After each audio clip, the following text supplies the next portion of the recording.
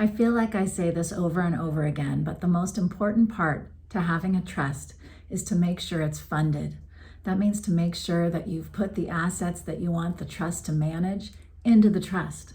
When you create a trust, you are creating a receptacle. It's like a suitcase. And the words on the outside of the suitcase, the trust language, says what is going to happen to the items inside the suitcase. But when you first create your trust, your suitcase is empty. It doesn't have anything in it. And that means if you die or become incapacitated, the trust is not going to be able to manage the assets outside the trust. The assets need to be inside the trust. The way you get assets inside the trust is, for real property, you file a deed, giving it from yourself as an individual to yourself as trustee of your trust. By the way, this is if you have a revocable trust, which is the typical kind of trust that people have with foundational estate planning. So if you have created a foundational estate plan, ask yourself if you've moved your assets into it.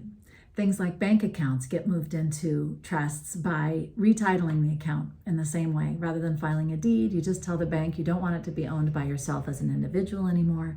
Now you want it to be owned by yourself as trustee of your trust. And you do that on the form that the bank gives you to fill out to do that. So for each asset, there are hoops to jump through to make sure that the asset is properly funded to the trust. And for things like retirement accounts and insurance policies, you want to make sure that your beneficiary designations are working in such a way that they will work with the trust. This is what we call funding, moving assets into the trust and changing your beneficiary designations on all of your accounts that have them to make sure that they're working properly with the trust.